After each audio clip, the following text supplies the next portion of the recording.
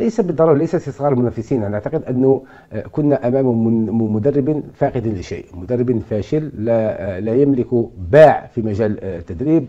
درب لاول مره منتخب ثاني مره منتخب بعد المنتخب القطري والمنتخب الجزائري. لم يكن له ربما يعني تجارب كثيره، لكن ما حرص عليه، نقول علاش نقول مدرب فاشل وفاقد للشيء، لانه كان في هجوم مضاد لكل من ينتقده، وكانه يعلم في قرار نفسه انه فاشل، وان هناك من يريد ان يكشف عيوبه امام الراي العام. عندما هلل الجميع لسلسله النتائج غير يعني سلسله يعني مباريات دون هزيمه، في وقت سابق كنا نقول يا ساده عدم الخساره في مباراه وديه لا تعني شيئا. المباريات الوديه يعني سيري سون ديفات سي اون بيرفورمانس، لكن الانجاز هو المسابقات الكبيره المغلقه. كان الناس يقولون هذا هو المقياس، 35 مباراه دون هزيمه. قام بتغليط الرأي العام، ربما كان يعرف في قناة نفسه أنه يواجه مشاكل، وخلى الجماهير تعتقد أنه يصنع منتخب كبير حتى يتفادى الضغط. كنا نقول المعيار الحقيقي هو المسابقات الكبيرة المغلقة.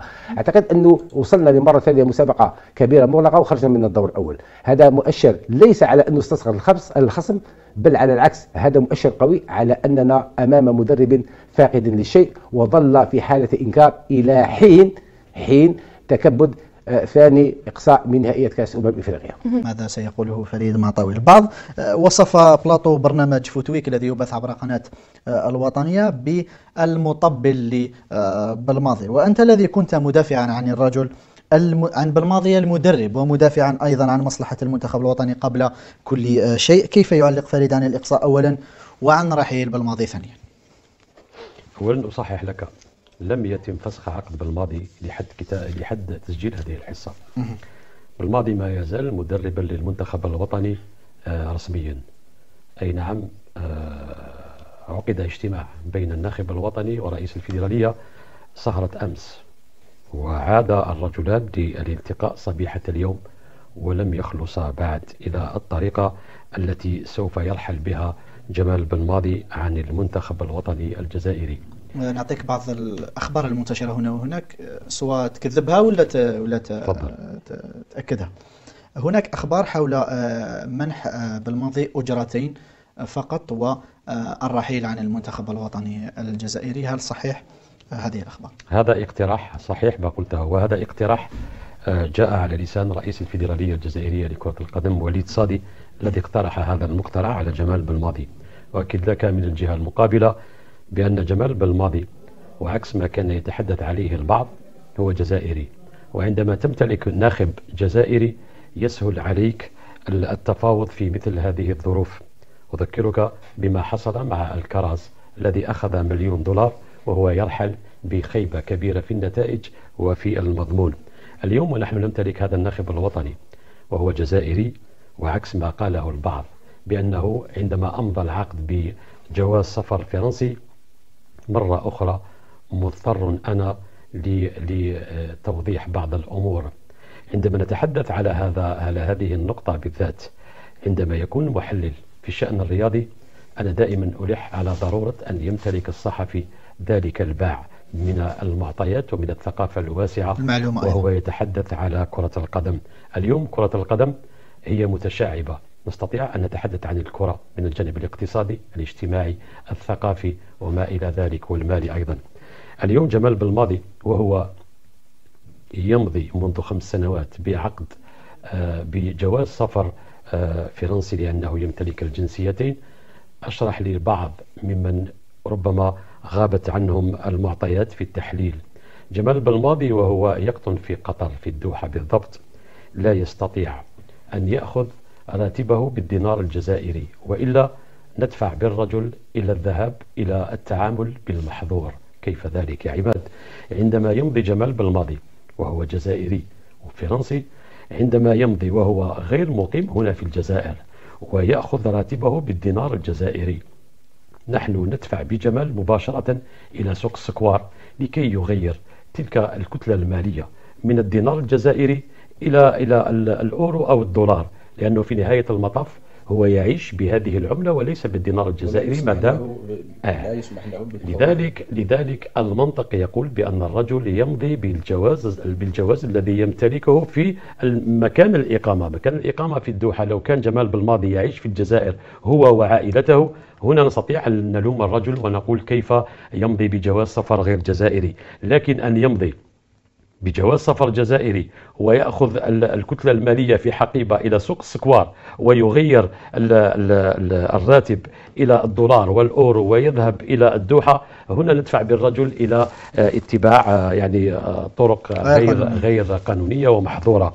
لذلك دعوكم مرة أخرى يعني للاصطياد، لأن هذا الرجل عاش على مدار 5 سنوات وهو موضوع في تلك الزاوية وفي ذلك الركن، والكل يبحث عن تصيد أخطاء الرجل. كرويا اليوم جمال بالماضي عليه أن يرحل. لماذا؟ لأن قبل الحديث عن الإخفاق هناك حديث عن البيئة، بيئة جمال بالماضي. وأنا قلت لك في البلاطو قبل هذا اليوم، قلت لك وقلت للرجل أيضا، حتى لو رفع كأس إفريقيا هذه المرة أنا كنت سوف أطالب جمال بالماضي بالرحيل، لأنه لم يعد باستطاعته محاربة الجميع لأداء مهمة الناخب الوطني. طالبت بالماضي بالرحيل. طالبت بالماضي بالرحيل، سواء خرج من الدور الأول أو ذهب إلى الربع أو ذهب إلى حتى في حال الفوز أو حتى في حالة الفوز بكأس إفريقيا. أنا كنت سوف أطالب جمال بالماضي بالرحيل، لأن التعايش صار غير ممكنا في وسط كل هذه الظروف. تخيل عندما يأتي الناخب الوطني وهو يتملكه ذلك الشعور بأن الجميع ضده، والأغلبية في البلاطوهات وفي المحيط الخاص بجمال بالماضي لا يرغب في بقائه، عليه أن يرحل، لأن أدوات الاشتغال صارت غير ممكنة في ظل كل هذه الظروف. اليوم أنا قلتها مع ماجر وقلتها مع رابح سعدان قبل ذلك، قلتها مع رؤساء الاتحاديات سواء روراوة أو الزتشي أو شرف الدين عمارة أو سفيزف. أنا من الذين يعيشون بالمبادئ. أنا لا أفتح النار على سيارات الإسعاف، ولن أستثني بالماضي من هذه القاعدة التي أحيا بها. سوف لن أتحدث على جمال بالماضي بعد رحيله مثلما صمت عندما رحل ماجر وعندما رحل روراوة وعندما رحل زتشي وعمارة وسفيزف وحتى بعد رحيل وليد صادي. لذلك من الشهامة اليوم أن لا نتحدث على جمال بالماضي وهو يعيش آخر ساعات بقاؤه في هذا المنصب. هذا من حيث المبدأ. من الناحية التقنية طيب. عندما نذهب إلى الناحية التقنية والرياضية، أقول بأن المنطق يقول بأن جمال بالماضي أخفق في هذه الدورة. لو ذهبنا إلى التحليل سوف نتحدث عن الكثير من الأمور في الحصة، لكن كمنطلق من الحيث الشكلي جمال بالماضي عليه أن يذهب ويترك هذا المنتخب لغيره. فقط أقول بأنه في كل هذه الأوضاع أنا أعطيك لا معلومة بل تحليل. سوف لن نتأهل إلى كأس العالم وفق الظروف التي نحن عليها اليوم ووفق الظروف التي اشتغل حتى لو نأتي برونار، حتى لو نأتي برونار وكونتي وغوارديولا ومورينيو ونضع كل هذا الرباعي على رأس المنتخب الوطني، لأن اليوم في القارة الإفريقية هناك منطق غير رياضي يتحكم في النتائج النهائية. لو عدت إلى هذه المباريات الثلاث، أي نعم لم نكن بتلك الصورة الحسنة التي تمنيناها في هذه المجموعة، لكن لا يجب أن نغفل بأننا لعبنا بدون فار في مباريات فيها الفار. المنتخب الوطني كان يحرم في كل مباراة بما فيها مباراة الأمس من الفار، وخصومنا كانوا يتمتعون بالفار. أعطيك بعض المعطيات. عندما نتلقى 4 أهداف، نحن خرجنا من هذه الدورة ودفاعنا تلقى 4 أهداف كاملة، 3 أهداف من ال4 يعني احتسبت على المنتخب الوطني بالعودة إلى الفار. كيف نتحدث اليوم ونغفل هذا المنطق ونقول بأننا خرجنا من الدور الأول رياضيا؟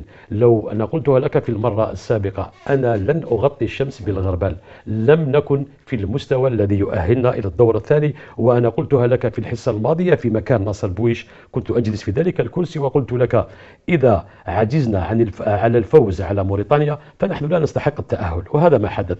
نحن لم نستطع الفوز أو حتى التعادل مع موريتانيا.